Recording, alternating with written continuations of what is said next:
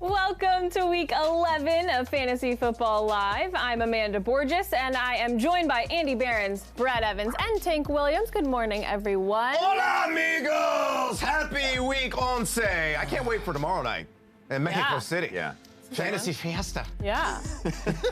Can you say that again? Sí, fantasy fiesta. All right, and as always, we have Liz Loza and Matt Harmon down in LA handling your social questions. Good morning, guys. What's going on? Good morning. It's week 11, and I'm sitting here making DFS lineup decisions between Russell Gage, Brian Hill, J.D. McKissick. Yes. What a beautiful, beautiful time. Gotta love it. Gotta love it. All right, thank Cute. you, guys. I don't know, like, congrats. Well, last but not least, we have our very own DJ Bebop Rocksteady in the house, spinning his original tracks for us. Good morning. You know I had to wear my cap jersey, you know, hoping he's in the league pretty soon, coming back. Well, I got my fingers crossed. Bears, we can use him. Seriously, Please. tonight. Like All right, now. well, before we get into it, let's go over who's in and who's out today. First up, Jets running back Le'Veon Bell is active against Washington. He'd been dealing with an illness. In the late afternoon, Niners tight end George Kittle was doubtful, and now it's looking like Give Rev a hug. Another week. I was I'm still on very yesterday. sorry. He's good. Yeah, I'm okay. Jordan Howard is officially listed as questionable, but Adam Schefter reports the running back will not play. Now, the Eagles did sign Jay Ajayi on Friday, and he is expected to play. And finally, in the nightcap, David Montgomery is a game-time decision for the Bears in LA against the Rams. It's a big game for both teams, and Brad is not very happy. Mandatory, I need you. I'm sorry, we're going to talk more about him Yeah, later. I think he's going to play. All right, well, fingers crossed. I have no inside information. Not that we know of. All right, remember, this show is all about you. So if you need help with your roster questions, use Twitter to find us. You can find us at Yahoo Fantasy, or you can call into the show. The number is 877-FFL-GURU. I promise we will get to as many questions as we can. Fantasy owners are always looking for the most dependable option to help them week to week, so it is time. We will decide which flex options are made of reliability, presented by USAA, who help their members achieve a better tomorrow. Now, these players are made to help you this week, so we'll send it on down to Liz and Matt, who are joined by former Army Green Beret and NFL long snapper Nate Boyer to help make some flex decisions. Hey, guys. Hello. Welcome, Nate. You're a guest here. Why don't you take this one first? Okay. Oh, you're just going to bust through him. Yeah. Oh, wow. All right, I was I'll going take to ease it. him into the Bring situation, it. but by all means. No. All right. Well, I'm liking Mohamed Sanu. And it's less about Mohamed Sanu. You know, I know it's only his third week with the Pats, and more about Tom Brady. And Tom can throw it to anybody. I could run out there with a set of pads on, and I might get half a dozen targets. Like, it's going to happen. There's Julian Edelman, James White. They're going to get a lot of targets, too. The Eagles' secondary is not great. And last week, or I guess 2 weeks ago, they had a bye week. Sanu had a big game, and he's a deep threat. He's a big body. Brady loves that. And he's a hardworking guy, and they're already developing that chemistry down there. So I think a lot of balls coming his way and probably get in the end zone, and big week for Sanu. That's my I guy. like that. A veteran, a former veteran with an actual NFL veteran who has picked up the playbook very quickly. Props to him. I'm going to go second if that's okay. I want to talk about Miles Sanders. You heard Amanda talk about Jordan Howard's availability in this one. And now I know that Sanders' rushing attempts haven't made him wholly reliable, but his efficiency through the air has. He has converted 100% of his looks over the past 4 weeks, catching 3 balls per game since week 6. If Howard isn't available, even with Jay Ajayi, who, by the way, hasn't played a down of football since October 7th of 2018, isn't available, that means a whole lot more. I know we're afraid of the matchup, sure, but the Pats are much better against the pass than they are versus the run. I think this game, especially with Patrick Chung being out, is going to be a lot of Zach Ertz, Dallas Goedert, because there is no Alshon Jeffrey, and a lot of Miles Sanders on the ground and through the air. I think he's a solid flex, and only $12 in Yahoo DFS this week. I love that call. I think this is kind of the Miles Sanders game. And I also think Brian Hill for the Atlanta Falcons is a guy that you could pick up off the waiver wire this week, and you probably throw him right in your lineup, whether he's an RB2 or a flex.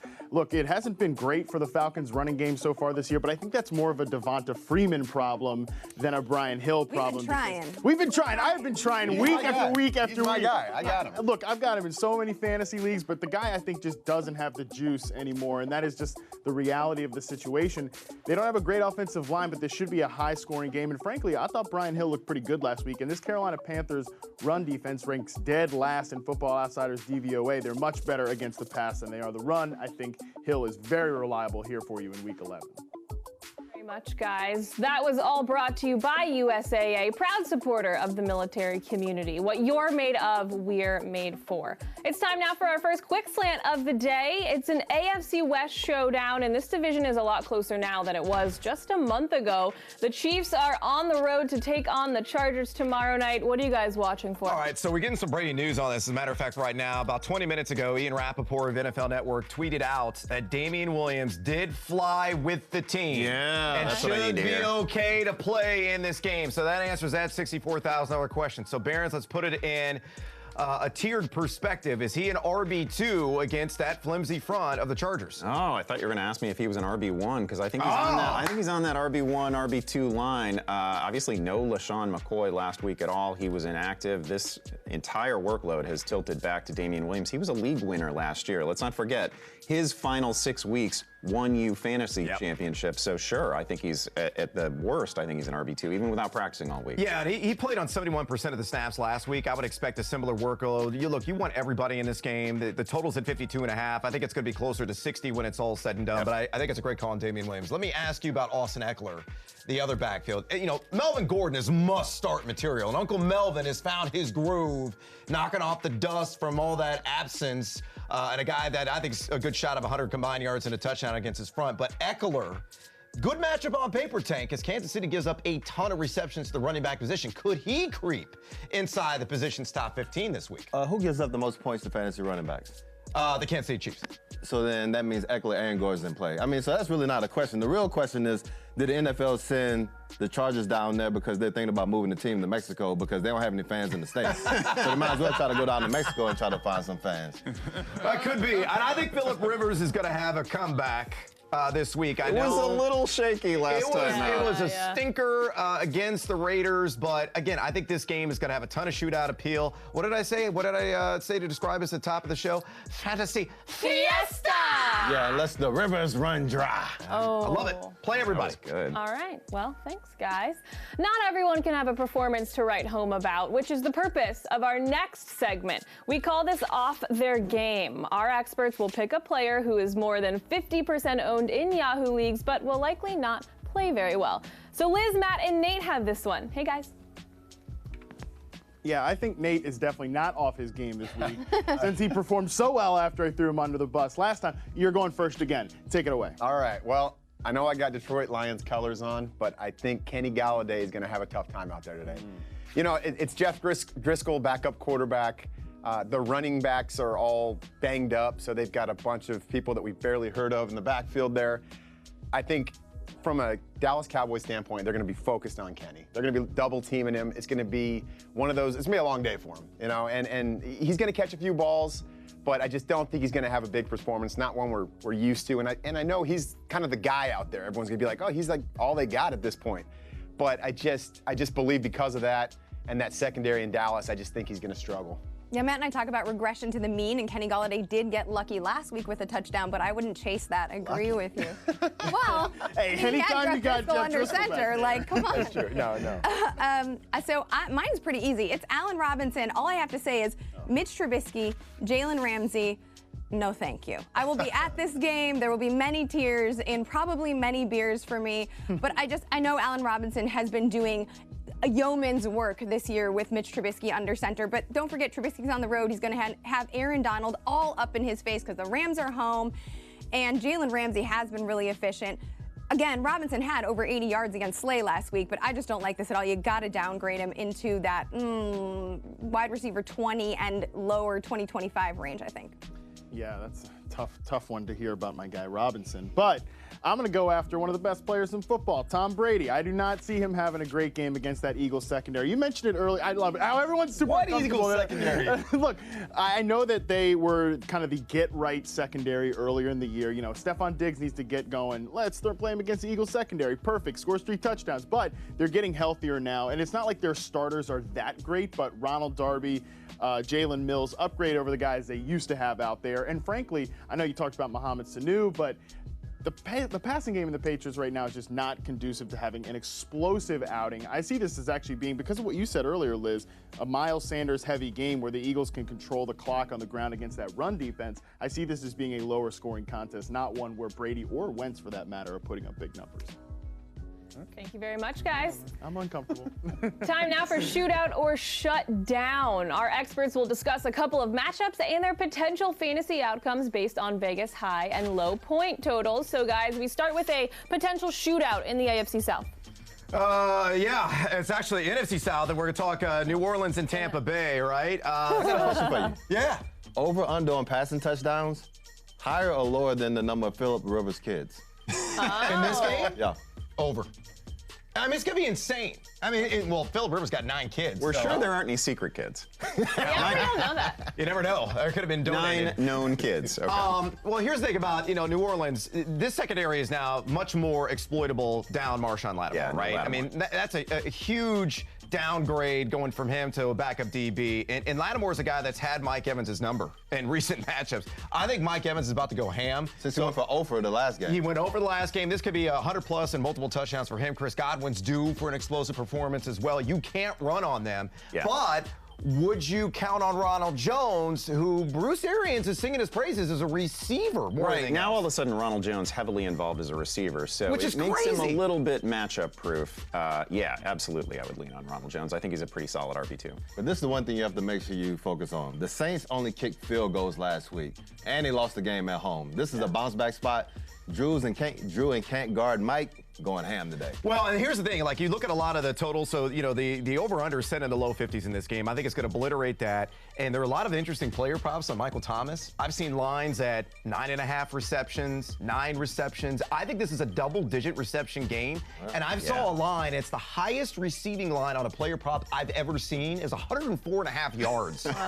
And that seems too low. Right. Michael Thomas very quietly is on pace to annihilate Marvin Harrison's single-season receptions record, and he's not getting any fanfare or public accolade for it. It's kind of crazy. And half of his season will have been spent with Teddy Bridgewater, and he's still going to do it. So we go from that potential shootout to a game that basically we want to drown ourselves in a swamp instead of watching.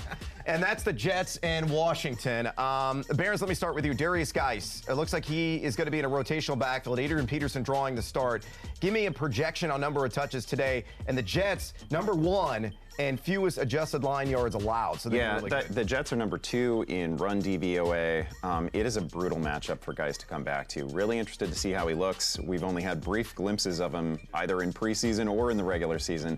I think he probably comes back to something like 11, 12, 13 touches in this one, but I'm not going to give him a huge yardage total. It's probably going to be 37 or 38. Yeah, a little flex appeal, but more in probably a 12-team or deeper league this week. You really with just 4 hope he teams on stumbles bye. into the end zone. Yeah, that's true. What about Terry McLaurin? Is he going to be scary, Terry, against that Jet secondary? You can Great really throw on matchup. him. The Jets secondary, I mean, they're giving up the 4th most passing fantasy points to wide receivers. And even though Haskins, we don't know where he's going to throw the ball out. I always think about that meme with Adam Gase with the eyes going all over the place, and I think about him just trying to track Haskins and Darnold's balls today. But at the same time, these dudes can't cover. So if there's going to be any time you want to bet on Scary Terry against the defense, is right now. Nate Harrison, who's going to be his primary assignments, giving up a 117.2 passer rating to his assignments. And last, cherry on top of the Sunday here, revenge game! Jamison Crowder. Yeah, like Jamison that. Crowder revenge game. Love him today. I think that would be a universal feeling. Yeah, on the TDs panel. in back-to-back games. Yeah. Yep. All right, thank you very much, guys. As I said earlier, we want to get your roster questions answered today. So we will send it down to Matt and Liz to get social. Hey, guys, what's going on in the chat this morning? We're going to hit a couple of questions from Twitter first. And we were talking about Miles Sanders earlier. Well, our guy Clint wants to know, can't believe that he's in this position, and I get it. It feels strange, but is he playing Todd Gurley or Miles Sanders in a non-PPR this week? Non-PPR is a factor in this one, obviously because of Sanders, as I mentioned earlier, worked through the passing game.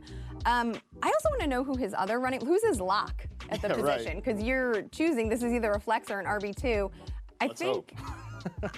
I'm going to lean towards Miles Sanders with Malcolm Brown and Darrell Henderson also healthy. You guys have points too. Go make them. Oh, I totally agree with you. And I just think he's been so up and down. And I'm a Todd Gurley fan. I usually have him. I do not have him this year, but almost every other year I've had him. And feast or famine, big time. That's kind of a seasonal thing. But I just think Miles Sanders is a better go-to and more reliable. Go back to reliability. There you go. Exactly. You can't betray the segment. Miles Sanders is the pick here. I mean, I like the idea of Todd Gurley against a Bears defense that struggled to stop the run, but we also know that offensive line has been very problematic and is now injured, so I'm going to go Sanders here. It's weird to say, but let's move on. It is weird to say. It is weird to say, but Todd hey, Gurley. look, we're talking about Brian Hill. We're talking about all these goofballs here. It's week 11, man. Yeah. This is what it is. This is attrition. Let us move on to the next question here. This one, and this is key because they note that they're looking for more of a high floor, not too worried about upside, but the debate here is in a half PPR, Christian Kirk or Philip Lindsay. Even though they are talking about the floor, I'm going to go with Christian Kirk in a tough matchup against the 49ers. I just love the way this Cardinals offense is playing right now. I think he's the difference maker in this attack when he's healthy. It's probably not the right floor play, but I can't resist the ceiling that Kirk comes with. I am going to disagree. All right. I think Philip Lindsay. He was the guy until, what's his name? I can't even remember. Gordon came back, and became the guy. But, oh, no, I'm tripping. I'm thinking of Austin Eckler because they got AFC West running backs. I'm all over the map. So I'm going to switch my pick. I'm going to agree with you because I'm a moron. And I'm going to throw it to you, Liz. Well, you are a moron because you're sort of stuck with your pick. The answer is Philip Lindsay. Yeah, but I was totally off base. I had the wrong guy. That's okay. Don't let her talk you out of being on the correct side. It's Philip Lindsay. I know that his work in the passing game has fluctuated. It's great to because of know Royce you Freeman. guys. I appreciate the opportunity. Thank you, Yahoo. USAA, I'm out of here. This is it. I'm done. Last bit, Minnesota Vikings have given up more running back touchdowns via the air than they have via the ground. So I know the matchup is tough, and I know Philip Lindsay's usage in the passing game has been up and down, but I think if you're looking for a floor, this kid is dynamic. He is never not good. I'm going to go with him. And let's hit one question from the chat before we get out of here. Old Star, cute name, from Twitter wants to know, they got to replace Hooper and Kittle. Could you imagine being so fortunate that you have both of those tight ends? Now he's got to replace them with Jack Doyle, TJ Hawkinson, or the great Ross Dwelly. Liz, on the podcast this week, you were talking about some Dwelly heat. Is this the move here over Doyle and Hawkinson? Yes, I'm here for it. Let's do Dwelly. I know that Tank's going to talk about him a little bit later, so I don't want to steal a whole lot of thunder. But Jack Doyle did score last week. Congratulations. Eric Ebron also did score, but it didn't count. He got a ton of targets. Brissett is back, so I don't know. I don't want to mess with that share. And Hawkinson, man, can't convert in the red area of the field, and that has been happening since week 2. Yeah, I've got to start Hawkinson in a league because I'm an idiot and didn't make my tight end fill-in until this morning, and I really wish I had picked up Ross Dwelly. That is, I think, the correct answer. I think so, too. I got a couple good tight ends, too. I got Evan Ingram and Mark Andrews. I have to switch. I have to choose between that every week. Wow, that must really be so tough for you. Aww. That must be so tough. But I'm on the Dwelly train, too. Yes, the Dwelly train. Let's hashtag that. Yeah, choo-choo. It's happening. Thank you very much, guys. We've got to take our first break, but when we come back, we've got Fantasy Court for you. Stay tuned. Yeah. Get that wig on, Andy. Love my wig. We all love your wig.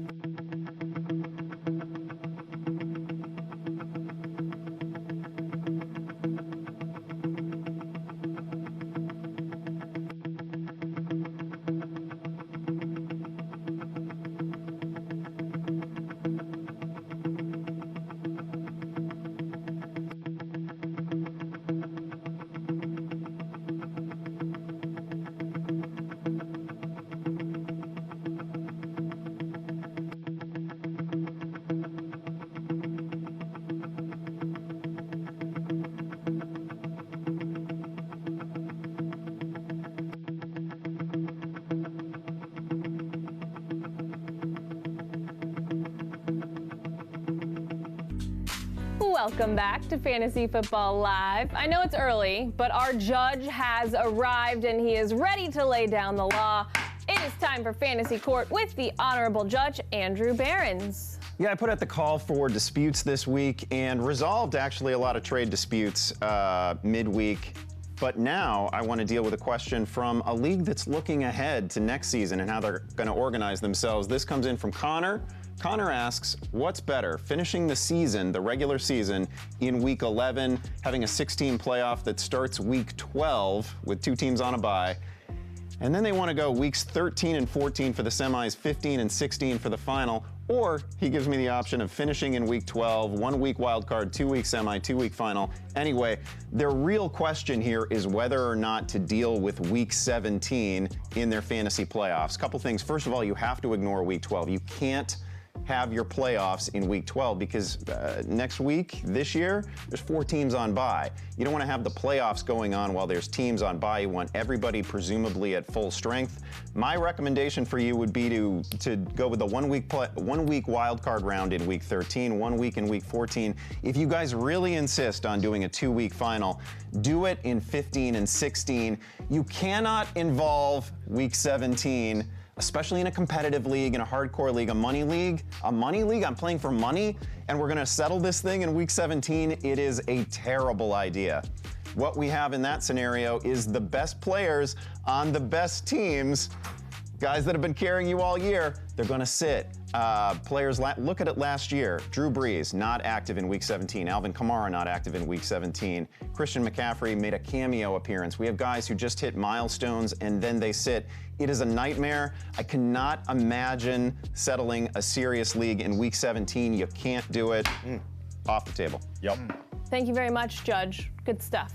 Remember, if a last-second play or a missed kick costs you your matchup this week, tell us about it. Send a video to @Yahoo Fantasy using the hashtag FFLBadBeats, and Andy will definitely mock you via video, so there will be proof with me left. All right, we know you have some questions, and you got to get those lineups set before kickoff. So Matt, Liz, and Nate are standing by to help. Hello, guys.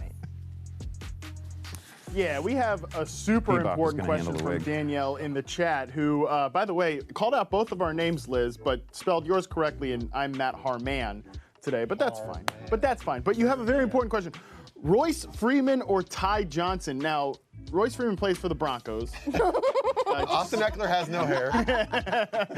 Would you play a haggard Detroit Lions running back, or would you play Royce Freeman against the Vikings? I know, Liz, you brought up a couple good points about. I mean, that's my job. No big deal.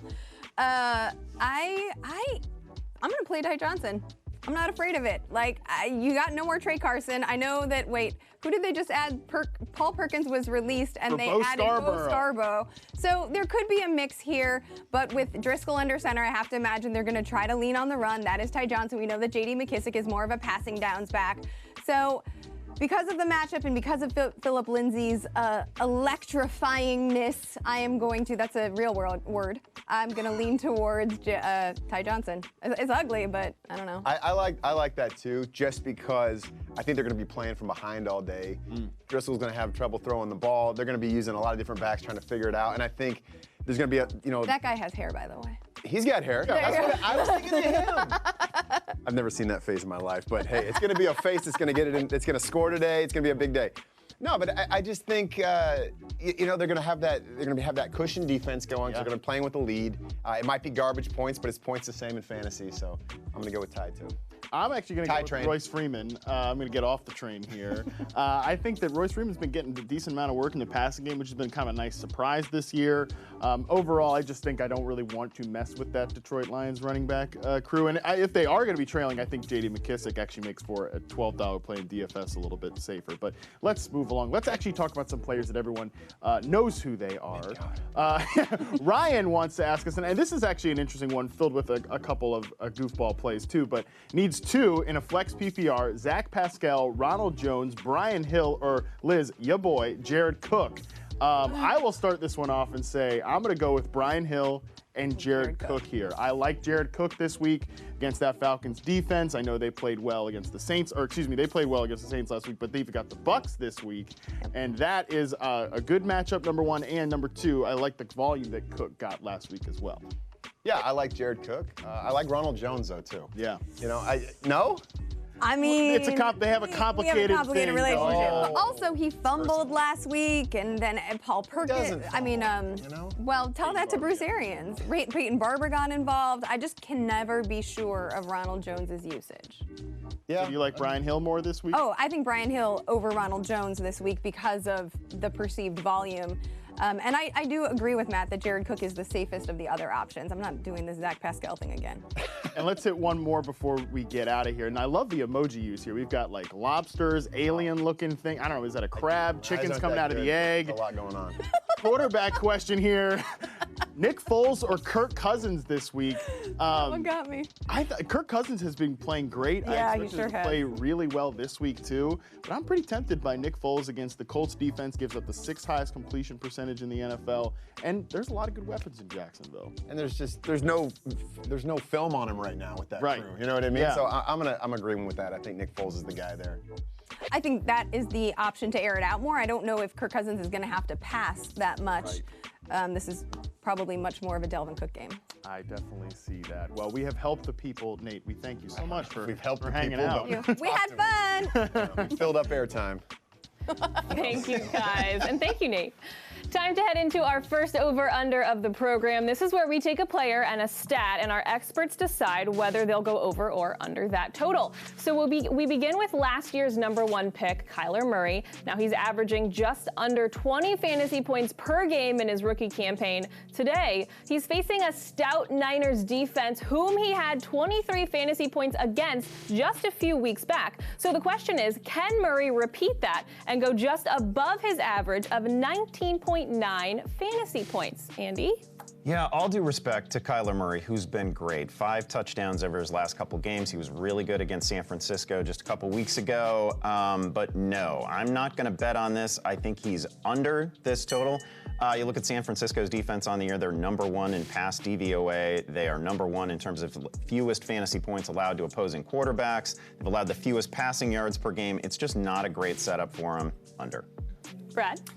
You coward. I'm taking the over. Absolutely. Look, I understand this is a different setting. So now this game's going to be played in Santa Clara compared to the first matchup on Halloween night in Arizona, in which the Cardinals were very competitive, shockingly so, to the dismay of a lot of people out there. But I think the formula is going to play out similarly again. They are heavy underdogs. Actually, it's the exact same line. They're getting 10 in this game as they had in the first matchup. Behrens brings up the statistical evidence. He's correct there. Just a 6.0 YPA to add to what he already threw out there. That's what the Niners have given up. Kyler's the only person to go over this number, but this offense is humming right now. And Kyler Murray, the little dachshund of the desert, he's going to be scooting those feet, boost the bottom line. I think it's going to be another multiple touchdowns, and I think he'll get barely past the 20-point line. Liz? Well, Brad is right about one thing, and that is that Andy has presented all of the statistical information, and he's done it properly. Thank you, Andy, because I am also going under. San Francisco's defense is coming off of a crushing, very close divisional loss. I know that this is a narrative street take, but I think they're going to be playing angry. As Brad mentioned, the game is in their house this time, and I don't think that Kyler Murray is going to do better than he did last time, especially with so many offensive pieces, not for him necessarily, but for the 49ers. There's so many banged up situations here that I don't think this point total is going to be great. In fact, per MGM, it's at 44. That's 2 points lower than it initially opened at. I think the whole thing is going to be a little bit under. Very interesting. Thank you very much. All right, we'll keep Liz in the fold for this. We'll bring her and Matt in for the next quick slant. The Cowboys and the Lions are both licking their wounds after last week's close losses. So, guys, what are you focusing on in this one? Yeah, this one is a really interesting game, in my opinion. I mean, the Lions defense has been just a train wreck this year. I think this is a get-right game for Zeke. And Amari Cooper, to me, He's been one of the most impressive players to watch this year because I think in previous seasons I've always kind of harped on not just his production consistency, but his individual consistency as a route runner, as a technician, especially in contested situations. But he's been one of the most steady players at wide receiver all season. And I think he's going to be in another smash spot in this. So you're not worried about him versus Slay, who's only allowed 1 touchdown so far in the season? Not really at all, to be honest, because not only is Cooper just playing that well, but Slay has been in and out of the lineup. He's been banged up. He's obviously a good player when he's out there, but I think, as I sometimes will say, good wide receivers can beat tough cornerback matchups, and I think that's a case. Sure. I think Slay is one of those cornerbacks, though, that will, as we've heard people talk about Marshawn Lattimore, rise up to an elite matchup. So that'll be interesting to watch. Randall Cobb, you mentioned this on the Yahoo Fantasy Football podcast, which you should definitely listen to and download anywhere you listen to your podcast, has drawn 6 looks in back-to-back weeks. Now, his matchup is against Justin Coleman, who started the season pretty hot, but has had some trouble in coverage over the past few weeks. I like, though, Michael Gallup, all of these receivers. His matchup is against Rashawn Melvin. That is the most exploitable. I think he is going to have a great week this week. Also, we talked about Fab Thief Ty Johnson a little bit earlier. So he's active. McKissick, obviously not as valuable right now because of volume, but he will see the passing downs. And no Matt Stafford. What a shame. More Driscoll in our lives. Just what everyone asked for. Thank you, guys. We love a good success story around here, which is why we like to highlight players who are owned in just 25% of Yahoo leagues, but our experts actually think they'll play pretty well. So who do we have for fantasy freebies this week? Tank? Oh, I'm going with Kyle Allen. He looks like Clark Kent. Clark Kent has 2 first names. Kyle Allen also has 2 first names. Ricky Bobby has 2 first names. And the Atlanta Falcons give up the 4th most fantasy points to quarterbacks. And Kyle Allen has pretty much played like a guy with 2 first names, Clark Kent, unless it was the team Arizona who gives up honeys of bunches of points to fantasy quarterbacks. So unless he can be like Superman, Cam Newton, and ball out when he needs to against these good matchups. I see what you did there. Yeah, I feel like he needs to prove himself, and today is going to be the day. Kyle Allen becomes Superman. Andy, who you got? I'm going to go with a guy who just has 1 first name, traditional model, Nick Foles. Nick Foles is back. It ended our Gardner Minshew dreams, but I'm pretty excited for Nick Foles, not just this week, but for the balance of the season. Gets the Indianapolis Colts this week, and that looks like a tricky matchup on paper, but the Colts have really fed on the weakest quarterbacks on their schedule. They were great against Marcus Mariota and Joe Flacco and Mason Rudolph, but every good quarterback that's faced this team has gone over 300 passing yards. I think Foles can do it today. And then as you look ahead at the schedule for the Jaguars, they get the Raiders and Falcons in the fantasy playoffs. They've got a matchup with Tampa Bay coming up, so there are just some blow-up spots for Foles rest of season. Brad, you're up. Well, since we're sticking with a superhero theme, here's the Robin to the Batman, and that is Raheem Mostert in San Francisco, playing up against the Arizona Cardinals. 11th most fantasy points allowed, 4.3 yards per carry, 144 total yards per game, and 9 combined touchdowns. Now, Mostert's going to slide into that Matt Breida vacancy. That's 13.9 touches per game, and when Mostert's gotten opportunities, he has inflicted some serious fantasy damage. I mean, a guy that's gotten 3.33 yards after contact per attempt on the season. He's forcing a missed tackle 21.2% of the time. Yeah, he's going to be between the 20s. Tevin Coleman, probably the primary red zone option, but he's a home run hitter. And if this game trends in a positive direction for San Francisco, again, they are double-digit favorites according to Sin City or Jersey or wherever you get your odds, which I think is an entirely believable outcome. I think Mostert's got a good shot at maybe 70, 80 combined yards and potentially a long touchdown, a nice little flexy, sexy option. Or if you're skittish, say, about a David Montgomery, given his lightly rolled ankle, somebody worth plugging and playing over. All right, thank you very much, guys. It is time to step aside for another quick break. But on the other side, we've got Liz's pick to cause some fantasy damage. We'll see you then. You can get it on the superhero.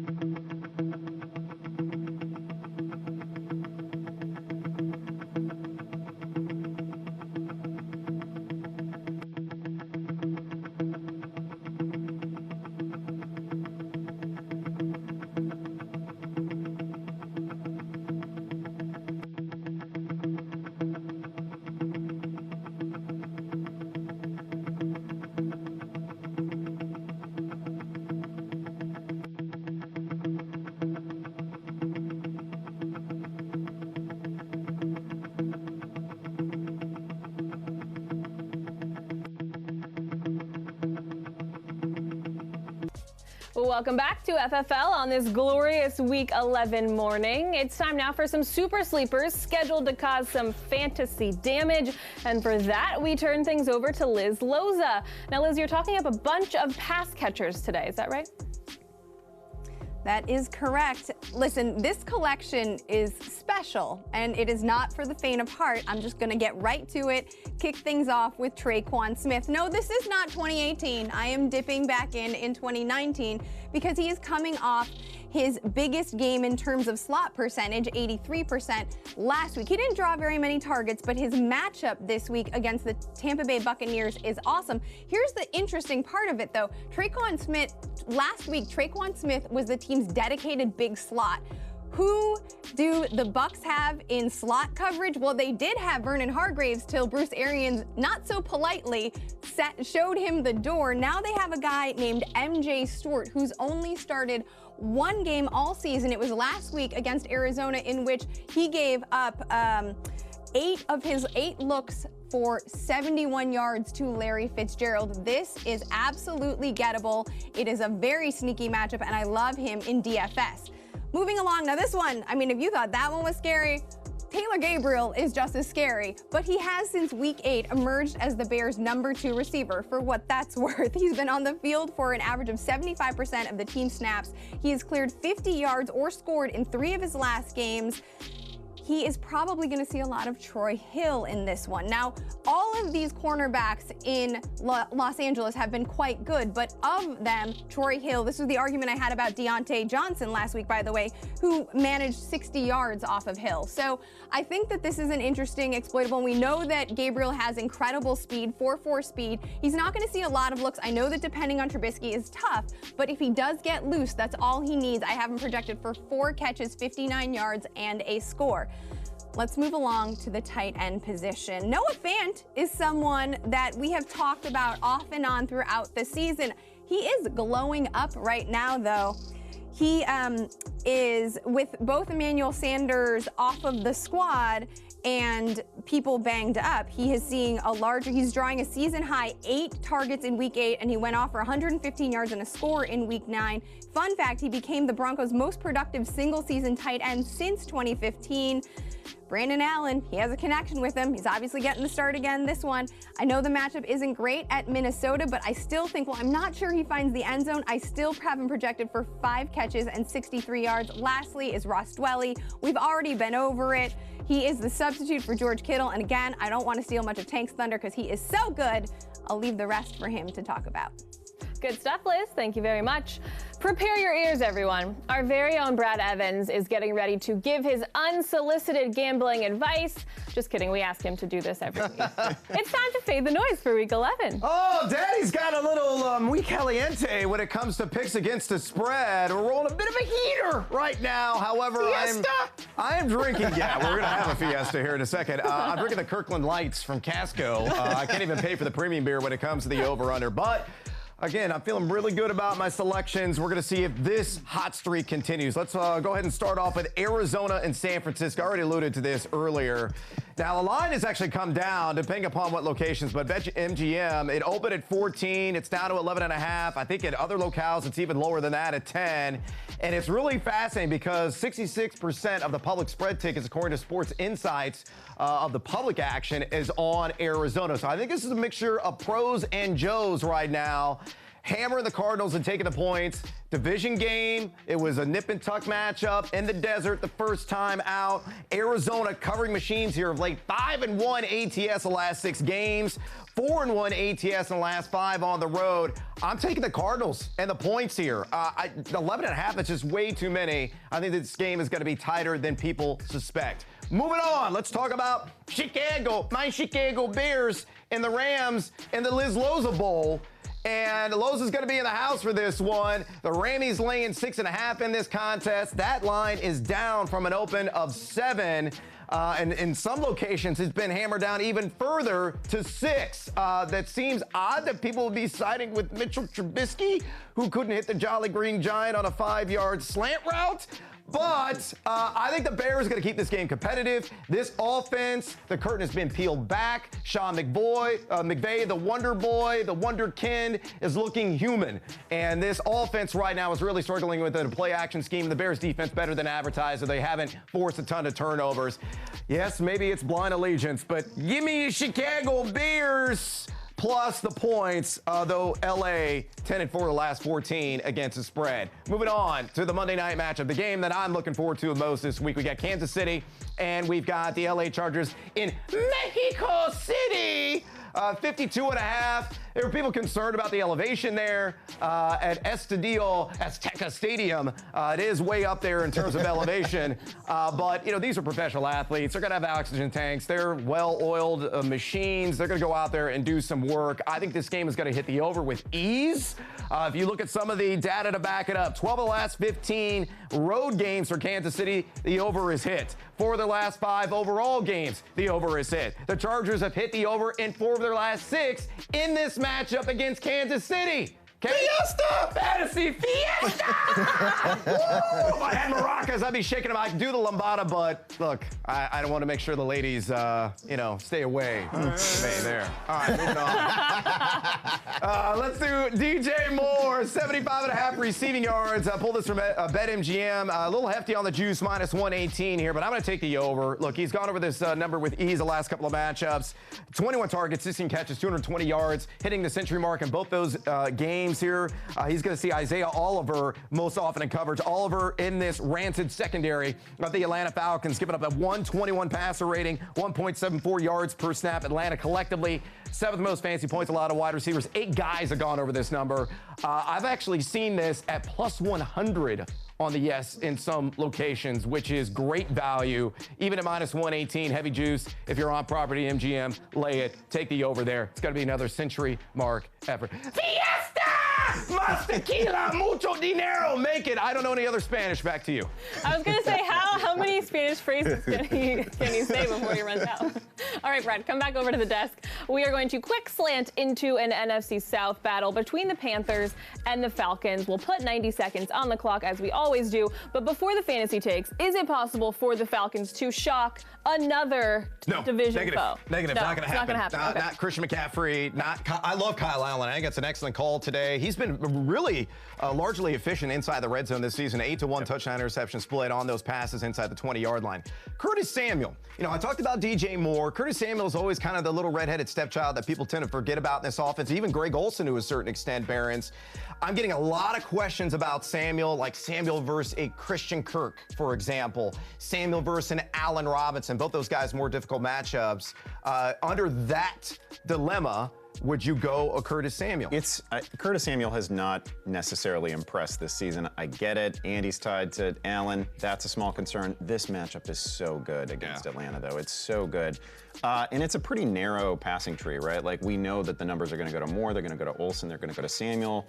Obviously, McCaffrey gets his, but that's it. That's all we have to worry about. I think he's kind of a floor play this week. I think he's at minimum 65 yards, good chance at a touchdown. I think it's a great call there. Brian Hill, he is all the rage of fantasy land right now, Tank.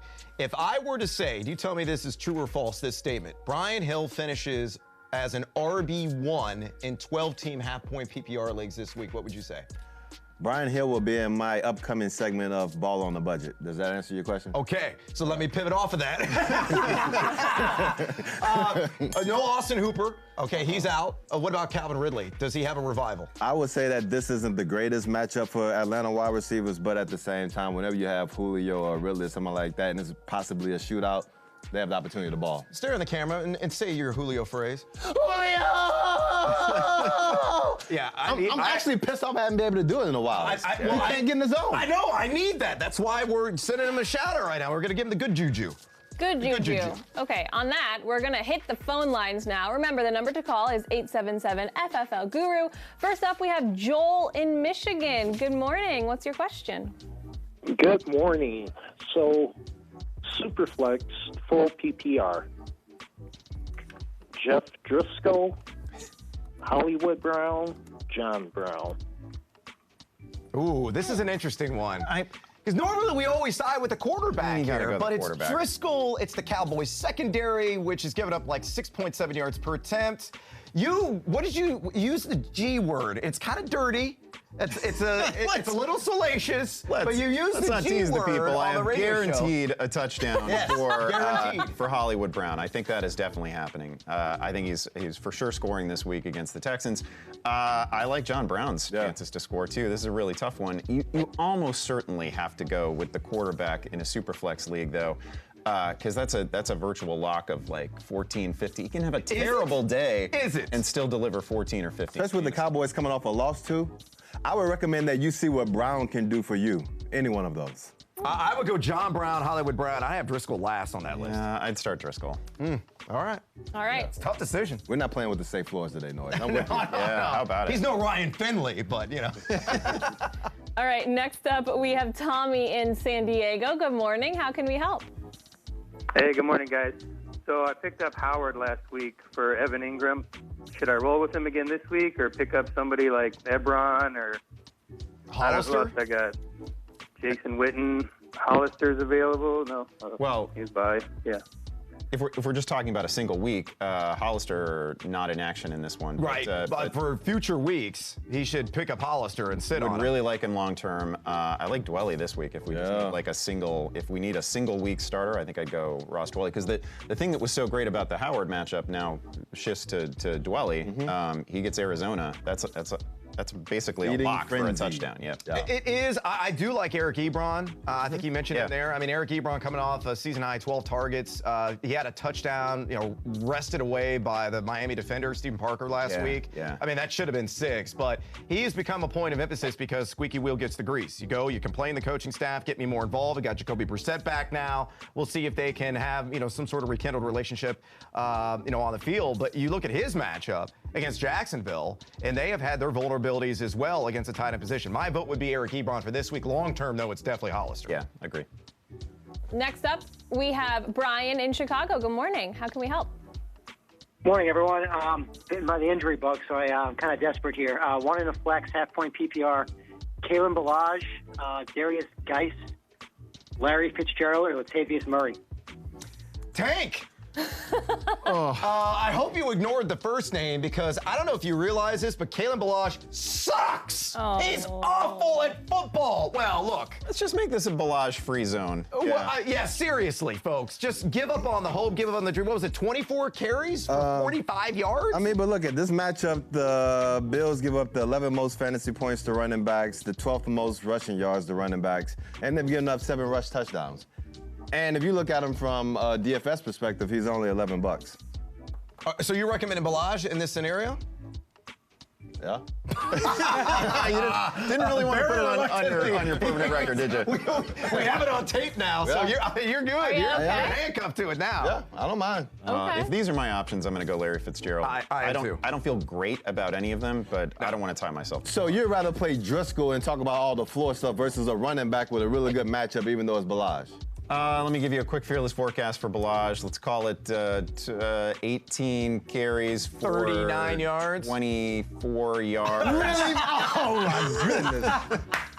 I wish I could say what I wanted to say. Like, I can't even say what I want to say, and we're on the internet right now, let alone TV. I'm glad you guys aren't sitting next to each other. All right, we have another break, and up next, we've got to talk about some mandatory Montgomery. Mandatory! Stay tuned. Yes! Fiesta! Arriba. Arriba!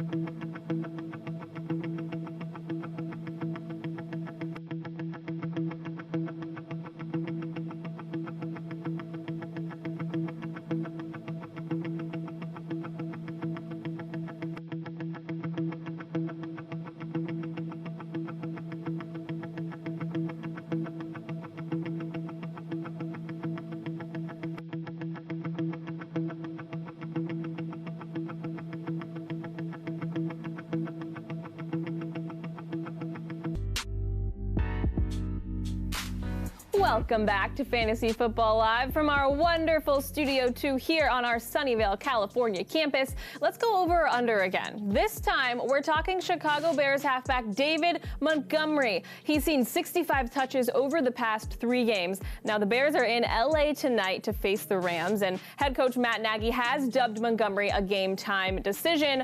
Also, our rule is that Brad is not allowed to weigh in on this because we already know what he's going to say. Correct. But for everyone else, we'll go over or under 84.5 total yards. For Monty, Andy, you're up. Yeah, I do appreciate that Brad has recused himself from this conversation, as he should.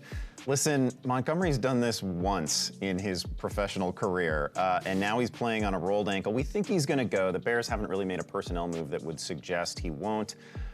He's facing a defense that ranks number 5 against the run, that gives up 3.3 yards per carry on the season. I just don't think it's going to happen. If anything, this is a Tariq Cohen week. Under. Tank? All right, so Rev gave you all the stats. I'm gonna look at it like this. I think it's like training, like potty training a 4-year-old. Like, they're old enough to know what they're supposed to do. So they say like, Daddy, I gotta go to the bathroom. I got a boo-boo. And so then you get all happy and you grab their hand and you run to the bathroom with them, and then you pull down their pull-ups, and then you already see the surprise waiting for you. And they're just looking at you like, got him. So if you play David Montgomery thinking he gonna go off, got him, because he ain't. Under. Matt? Wow. Yeah, I mean, following that up, I'll just say I'm not messing around with a starting running back on a Mitchell Trubisky-led offense on the road against a good pass rush behind an offensive line that has been about what's been in that toddler's diaper all year. So you can forget it. Clean sweep the under on this one. Don't mess around here. Or that. Mandatory Montgomery, you jackals! That was not creepy at all. We've got some wide receivers to discuss, and Matt Harmon is our guru in that department. So we're going to take it away from these fools, and we're going to send it on down to him to give us one wideout he likes and one he doesn't. Hello, Matt. Thank you, Amanda. Well, first of all, I'd be remiss if I didn't give a shout out to my mother, who's watching this show, I think for the first time, sitting in LAX airport after leaving for visiting for the weekend. So shout out, Mom. I appreciate you. Now, on to some really bad fantasy picks. This is what your son does here as a professional. Number 1, DJ Chark, a player I really like this week with Nick Foles coming back. I know people will say, Nick Foles, he's good at throwing to the slot receiver. He's a D.D. Westbrook guy. Chris Conley, he loves a contested catch receiver. Forget it. We just play your good players here. Jacksonville, DJ Chark is one of the breakout receivers of this season. I think, frankly, he's emerged as one of the best receivers in tight windows this year. I really like his performance against the Colts defense that gives up the 6th highest completion percentage. And also, it's worth noting, Nick Foles, I think, is much more aggressive uncorking that deep ball than Gardner Minshew was. At least that's what he showed us as an Eagle in that stint, the most recent stint. And DJ Chark, it's worth noting, has the 6th most yards on go routes so far this season per Sports Info Solutions. So I don't care about the quarterback change. I am rolling out DJ Chark just like I would any other week. Now, a receiver that I don't like is Mike Williams of the LA Chargers. Brad, I know you are very convinced this is going to be a fantasy fiesta down in Mexico City this week. However, it's also worth noting that if you want to beat this Chiefs run defense, you establish the run. They are terrible at defending running backs. However, they're pretty good against the pass. They're the 5th best pass defense DVOA right now. I like them to be able to contain some of these LA Chargers wide receivers. And if the Chargers are going to possibly win this game, I think they have to establish Gordon. They have to establish Eckler. I think that's going to bring down the point total. And one more thing, the Chargers are probably going to be missing both of their starting tackles, at least their right tackle, and that is a big problem with Chris Jones and Frank Clark now healthy. I do not see the Chargers offense finding much success through the air. Therefore, Mike Williams, you can get him out of your fantasy lineup. Thank you, Matt. Let's get some advice from our good buddy Tank. He's going to go over some picks we should make in our DFS league. So, Tank, who do you have for us today? I'm starting off with Ryan Finley now. Let me go ahead and get this straight. Like, I'm not expecting him to ball out and throw up like 4 touchdowns or something like that, but he's super cheap. He kind of reminds you of Andy Dalton, but just seems a little bit more pleasant. So I'm going for the reverse ginger fist against the Oakland Raiders, who give up the 5th most points to fantasy quarterbacks. So don't expect anything crazy, but at $23, you should get a bang for your value with Finley. So get him in your lineup. Moving on to my running back, Brian Hill. He's been talked about a lot. The Carolina Panthers give up the 4th most fantasy points to running backs. He's going to get all the volume in that game, and he's only $14. You can't get a lot of starting running backs that's going to get all that volume for that cheap. So make sure you plug him into your lineup. Now, at wide receiver, I got my man Debo. I think everyone has seen the movie Friday except Amanda Borges. Facts. And so Debo should have that kind of performance. We won't have Kittle. Emmanuel Sanders is banged up, so he should have a Debo-like performance against a secondary that normally gets binkied every time they go up against a offense that's like halfway competent in the pass game. Moving on to tight end. Let's go ahead and repeat this. Ross Dwelly. We have a banged-up Kittle who's not playing. We have Manny Sanders who has some banged-up ribs. Dwelly should be having some O'Nelly moments against a defense that gives up the most fantasy points to fantasy tight ends. If you can get all that into your lineup for $10 and you don't do it, something wrong with you. Going on to defense. Washington. I won't say their logo because I don't like to say it. They're $14. They're playing against who, Noise? The Jets. Who's their quarterback? That would be the ghost-afraid Sam Darnold. So just imagine Sam Darnold seeing ghosts and then Adam Gazer's eyes going all over the place. Chasing tacos? Yeah, chasing tacos and chasing Darnold's balls going all over the place because he's seeing ghosts. And you get to do that for $14. Say no more. That's Team Huevos move. I'm not going to lie. How about it? That is a Team Huevos move. Ghosts are Put scary, your eggs though. in the Washington basket. You go big or you go home, Doc. Yeah.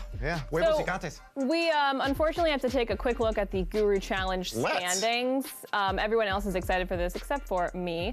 Brad was the big winner last week. Wasn't enough to knock Liz out of second. 4 points. Andy, though, still has his at that commanding lead. The reverse Oreo. Tank, Matt, and I round out the bottom half of the standings, but Brad has been positive and keeps reminding us that we still have lots of time left. Tank, you all right? You're choking like your performance right now. The milk's gone bad.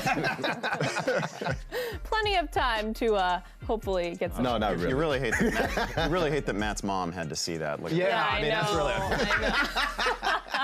All Taking right, her son down a couple we're of going to pegs. dive into another quick slant now. This one pits the kings of the AFC North and the leaders of the AFC South against one another. Baltimore travels to Houston today, so Liz and Matt will bring them in. Outside of the quarterbacks, who are you most interested in watching today?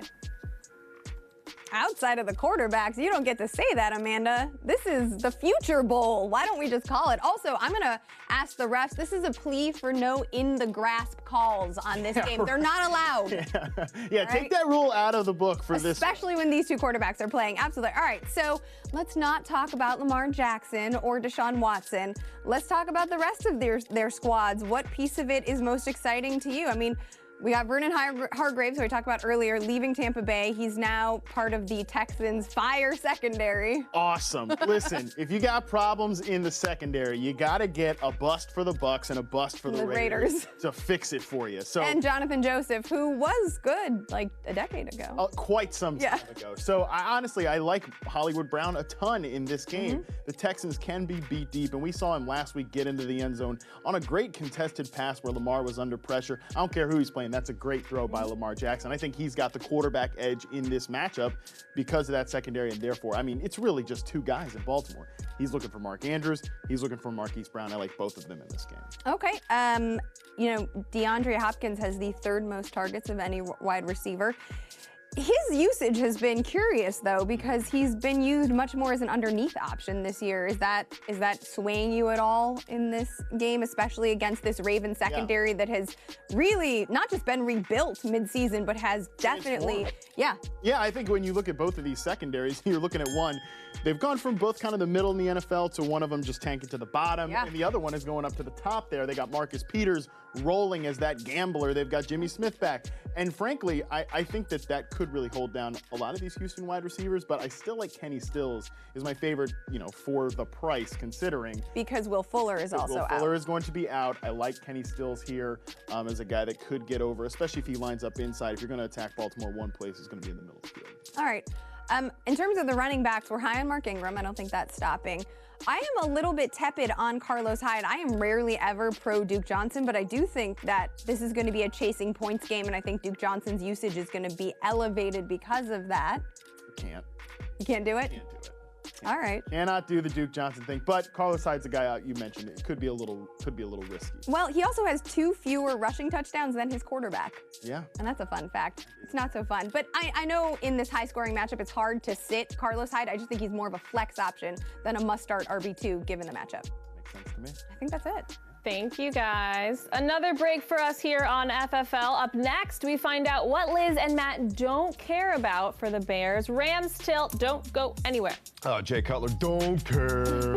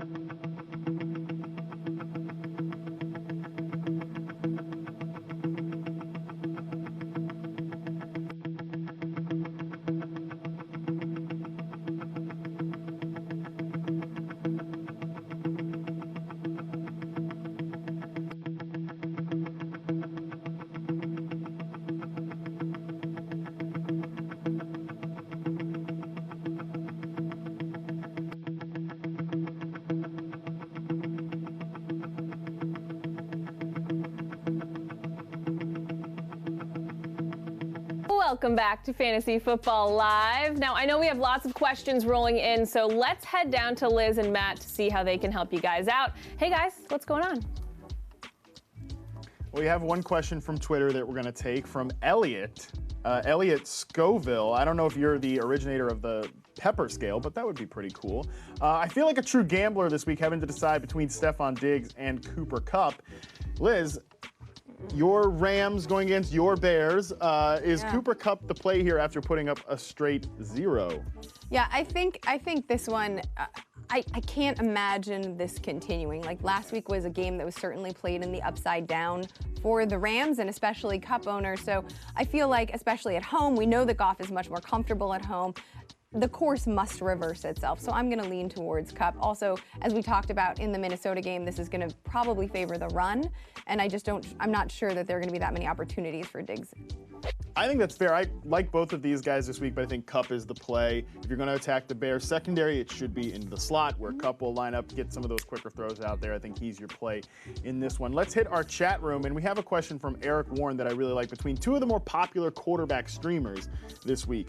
Who do you like better, Derek Carr or Kyle Allen? Both against very beatable secondaries. The Atlanta Falcons are obviously terrible. The Bengals are probably worse. And therefore, at home, I'm going to go with Derek Carr against the Bengals in this one. Yeah, the question is because the Bengals are so bad at everything, you can run on them.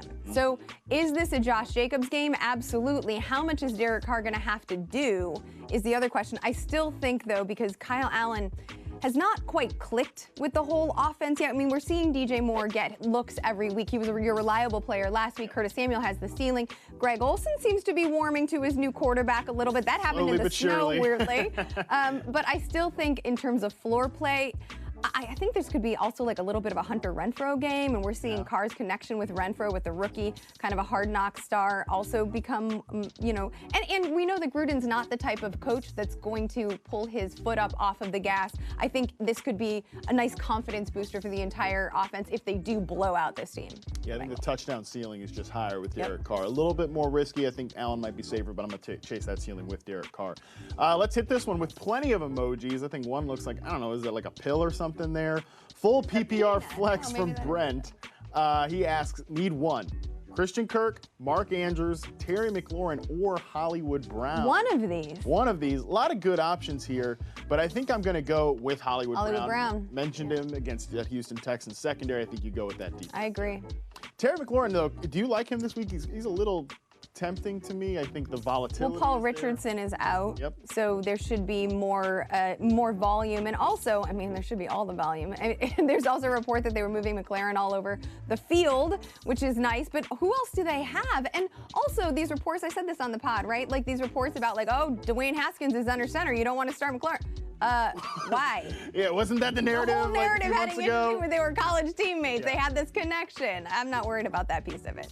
All right, last one we'll hit here, and this has Terry McLaurin in it, so good thing we just spent all that time talking about him, almost like I planned it. John from Facebook with American flags, burgers, beers, all the things that we all love. Happy 4th of July. Yeah, right, you're very early on that one. Help, PPR flex, Cortland Sutton, Terry McLaurin, or Tyrell Williams. We talked about the Raiders matchup with the Bengals, very beatable secondary there, but are you going to, like, I'll tell you what, if Cortland Sutton is lined up against Xavier Rhodes, I think Sutton might have the better of that matchup right now. I didn't think you were going to go this way, actually. I was prepared to defend Cortland Sutton. That, I think, is the safest play. Tyrell Williams was great, but it's been a minute since he scored a touchdown. And again, he may not need to in this matchup against the Bengals, so I like Sutton as well. And McLaurin has, again, there's just so many questions there, and I don't want to be tied to this offense if I don't have to be. I think Sutton's probably the most secure play. Proven. These other two guys have better ceilings, but I think I'm going to go with the more proven player in Cortland Sutton. I'm not going to surprise you. The reliable player. Thank you, guys. Our final over-under of the program takes us to the Monday night game and Chargers wideout Keenan Allen, who hasn't reached the 70-yard receiving mark since his 183-yard performance in Week 3. Now, in what could be a sneaky shootout in Mexico City, the question is, can Allen go for more than 70 yards versus the Chiefs? Brad, we'll start with you. Yeah, Keenan Allen's had a finger in the socket here. Not exactly supercharged from a fantasy perspective. Under this number in 7 consecutive games. And look, the one thing that Hartman brought up earlier in the broadcast, and he's spot on with it, is that the vulnerability, the biggest one of Kansas City's defense, is clearly up front. They have had their issues defending the run, and they've been very good on the peripherals, and particularly Bashaud Breeland in coverage, who is going to be the primary assignment for Keenan Allen. Breeland on the season giving up just a 67.6 passer rating, 0.88 yards per snap. The volume is going to be there. It could be a 7-8 catch game, but in the 60s without a touchdown. That is the MO for Keenan right now. Give me the under. Tank? I mean, don't we miss the days when Keenan Allen used to get 40 targets a game and just throw up basketball numbers on the stat sheet? Like, that's not happening. As Noy said, when you're going to play the Chiefs and you're trying to win that game, you win it in the trenches. And I expect Melvin Gordon and Austin Eckler, they're going to run the wheels off those boys. And I don't know, looking at that game last week against the Raiders, it seemed like the river is run dry. So we trying to like bank on Phillip Rivers having kids is all good, but throwing passes to Keenan Allen and completing them, not so much. Under. Liz? I'm going to be optimistic in this one. Brad talked about the perceived volume, and I agree with him because Keenan Allen has drawn double-digit targets in 3 of his last 4 games. So we know the volume's going his way. Matt talked about earlier the flimsiness of this offensive line with both of their tackles banged up. So you're right, the yards per target for Keenan Allen are definitely going to be down. But that's because the O-line is so banged up that Phillip Rivers needs to get the ball out fast. He's been fading Mike Williams, who's had, I think, 3 targets since Ken Wisenhunt was fired 2 years ago, or 2 weeks ago. Oh, God, if it was 2 years ago. Also the other 2 ancillary wide receivers, you got something named a Jeremy Davis and an Andre Patton. They're both banged up too. So I think that this is going to be all Austin Eckler and Keenan Allen in the second half, particularly as they're chasing points. I think Allen, we know, has the talent to do this. We know the volume's going to be there. Why not give me the over? You make good points, but we win. Hunter Henry. It's going to be a Hunter Henry game, too, I'm telling you. All right, Sunday night, Bears, Rams. There are a lot of fans out there that obviously care about this one, and we know Liz Loza is one of them. But the question is, what don't Matt and Liz care about in this one, guys? Am I Amanda? Am I someone who actually cares about this game, or am I just excited to go to a game because I get out of work early and I take my boss with me? I'm not quite sure I care about much about this game. I don't know that I care about any of it either. I mean, you know what I don't care about? What? I do not care about people making excuses for both of these quarterbacks because of their offensive lines. Because if you are going to trade up and not get Patrick Mahomes and not get Deshaun Watson, you better make sure that your quarterback can move under pressure. Also, if you're going to pay Jared Goff what you just paid him and extend him, you better make sure he's elite. So don't come at me with this O-line nonsense.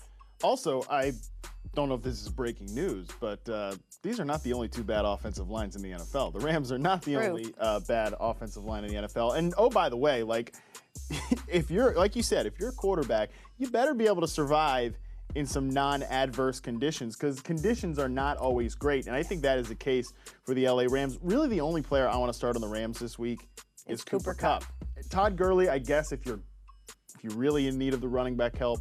But we talked about it. Buy-in injuries. Like, I understand you having to play Todd Gurley, but he's like an low-end RB2 in this one. Pretty much. No floor, no predictability, none of that. So, honestly, I think we just really don't care much about this game. But, Liz, you do care about one thing, and I think it's important to note. Taylor Gabriel?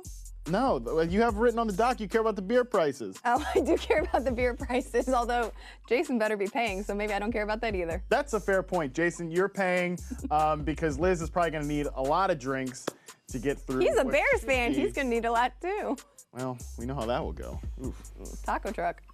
Thank you, guys. That's going to happen with two-way taco truck for sure. All right, time now for Andy and Take to make their picks based on what some of our viewers have sent in. Guys, what's happening today?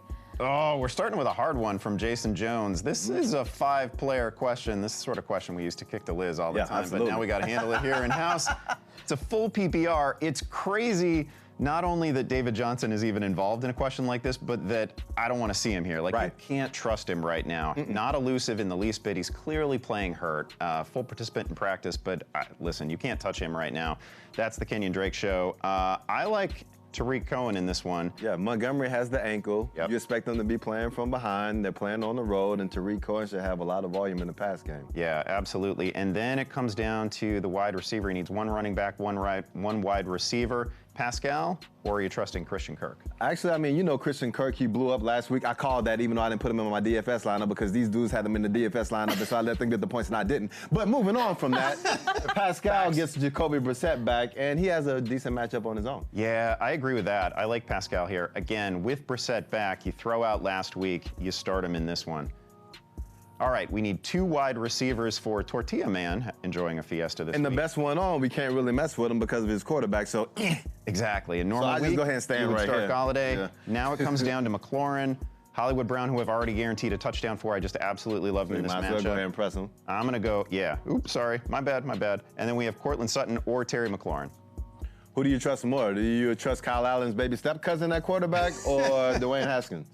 I actually trust Cortland Sutton in this one. A really high floor player all year, basically. Gives you 50 yards each week. Good shot at a touchdown here. Yeah, we'll press Cortland, but I am playing Scary Terry in one of my season longs, so for what that's worth. One more, Charade Animal. Sure. Needs 2 flexes, half PPR. There's just no way that I'm going to sit Marlon Mack in this matchup against the Jaguars defense. They allow almost 5 yards per carry on the season. So then for me, it comes down to Eckler, James White. I'm probably not going to mess around with Woods either. Yeah, I don't think you can sit Eckler because you're going against a defense that gives up the most points to fantasy running back. So I think he's a given as well. Yep. And we'll go ahead and do one more for our cataract. From Stefan Urbauer. Needs 1 running back and 1 wide receiver in a half PPR league. Do you dare trust Darius Geis in his first action of the season? Yeah, we don't know what to expect. So, I mean, I think for me, if I'm going to play it safe, I got to move him off the list. Yeah, I'm going to go Mohamed Sanu for sure. Played 100% of the offensive 14 snaps targets last week and 14 targets. That's crazy. You got to absolutely play him. Really impressive start for his New England career. And I'm going to go Raheem Mostert as well. In the breeder role, right? Yep, in the breeder role. Don't know if he's going to get that full workload. He's had the knee issue this week, but still, if he gets Niners played a close one against them a couple of weeks ago. They lose a game on Monday night. This is when most teams, if you're a division leader, you need to come back and smash. So hopefully he gets in the zone. Let's do it. Yep, do it to it. Nice work, guys. That's what we do, Mandy B. That's what we do, girl. I know. Final break of the show for us. More roster help is on the way. Stay with us. Oh. I'm excited now. Doesn't take much. Did you see the Gronk is going to make an announcement?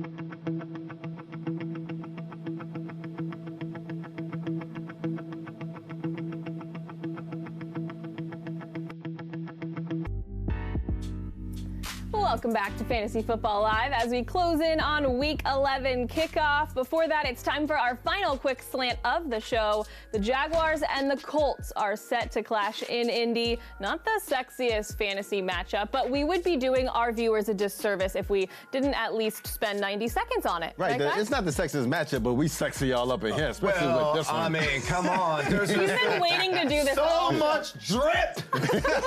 What it is. It's what the kids tell me is the hip word nowadays. Let's talk about Nick Foles, because that's why I put this game on the list, because this first game back, Tank, the giant Q-tip.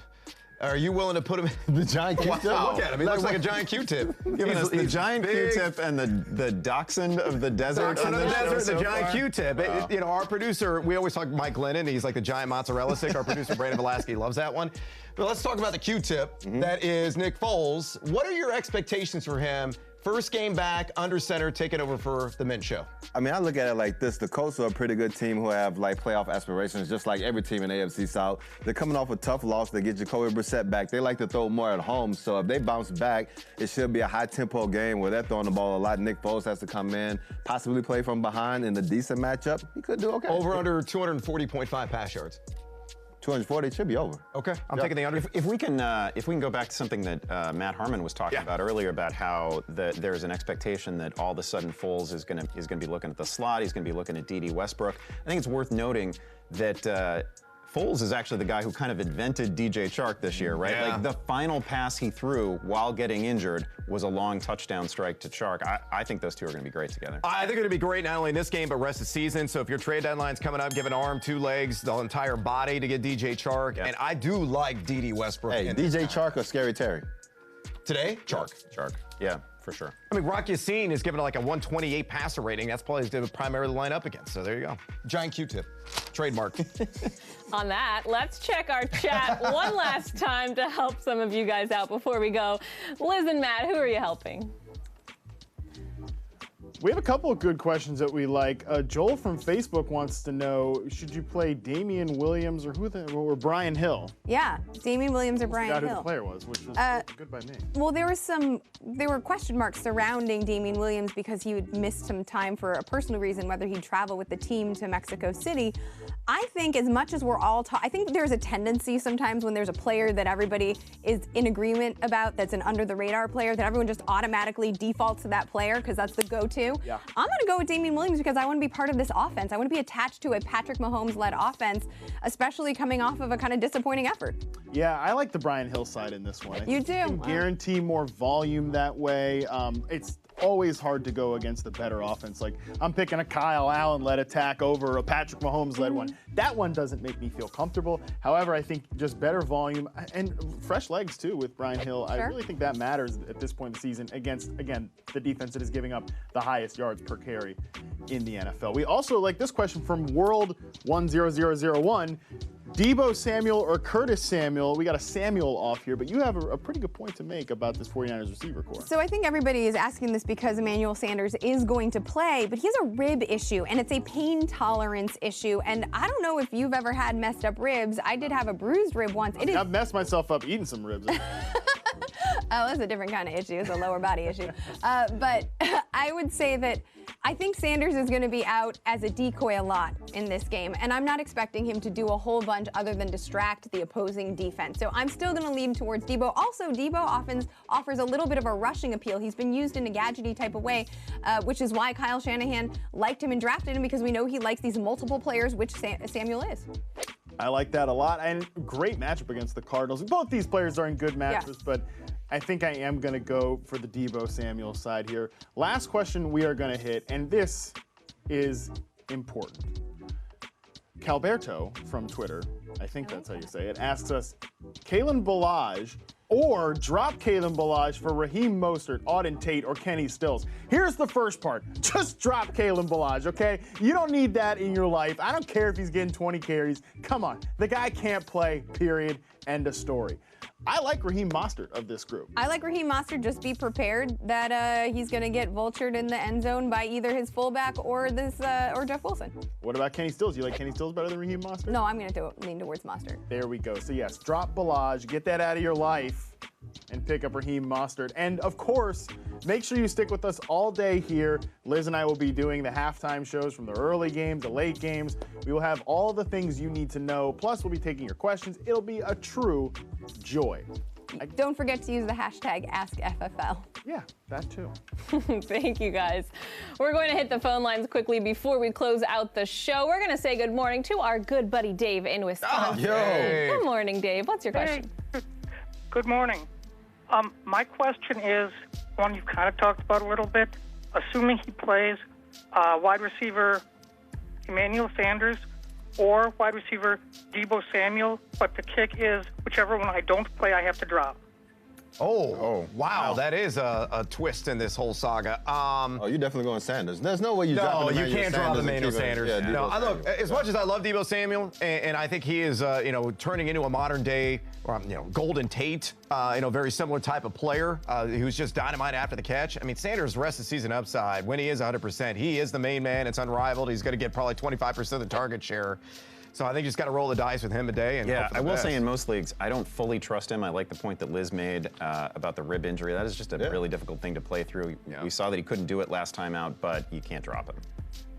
All right, next up we have Keith in Atlanta. Good morning, Keith. How can we help?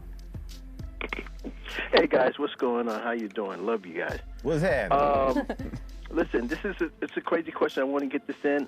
I have Amari Cooper and Mohamed Sanu as my wideout 1 and 2. I have John Brown and Terrell Williams as a possible flex, but I also just realized that I have Austin Eckler on the waiver wire. Should I drop John Brown or Tyrell Williams and pick up Austin Eckler as the flex?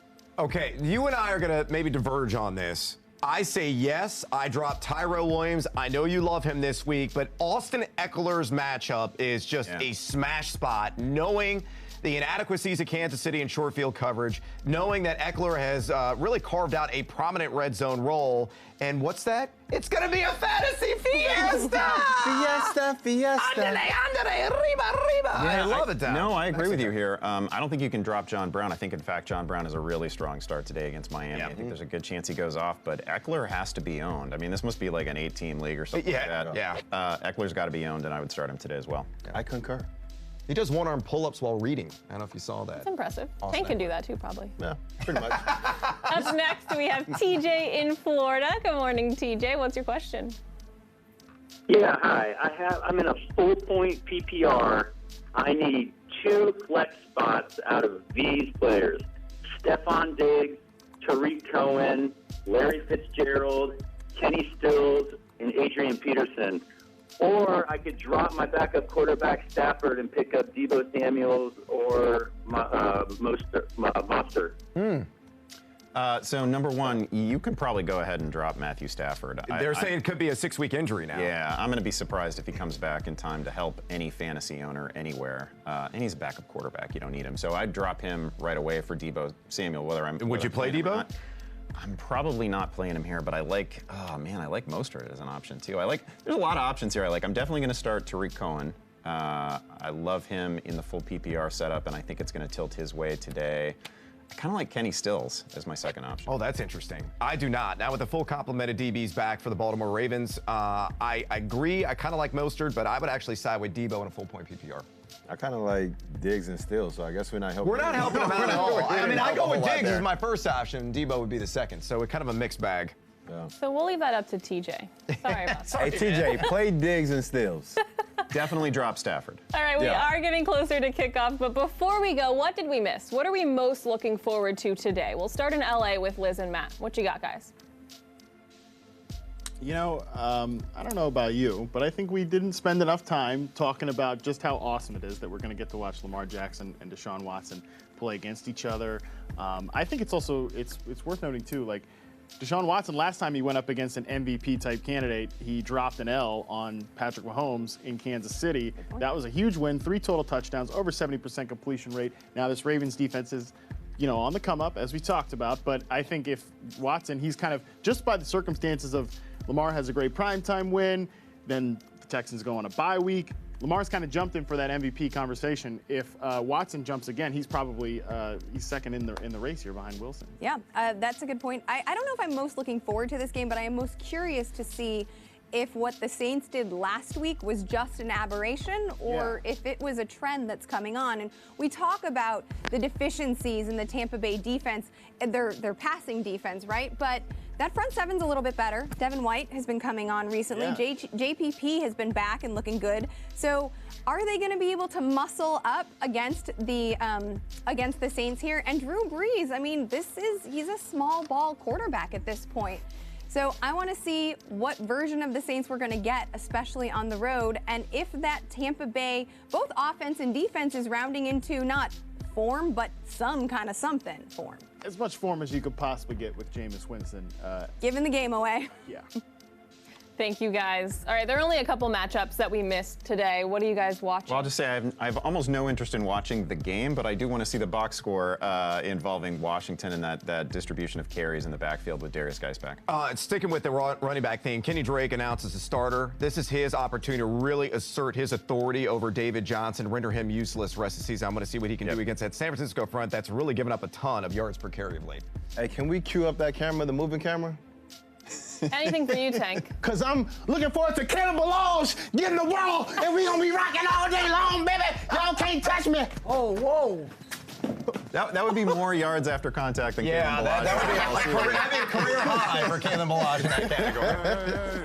I don't even know how to react to that, so instead I'm just going to say goodbye. You're putting your eggs in the Balaj basket. What's in that tea? Go big or go home, baby. All right, that will do it for all of us here in Sunnyvale. I'm Amanda Borges. Thank you so much for watching. Best of luck to your fantasy teams this week. We'll see you next week. Balaj, ball out, baby. 11:30 a.m., 8:30. See you next week right here on Yahoo. In the break room, man.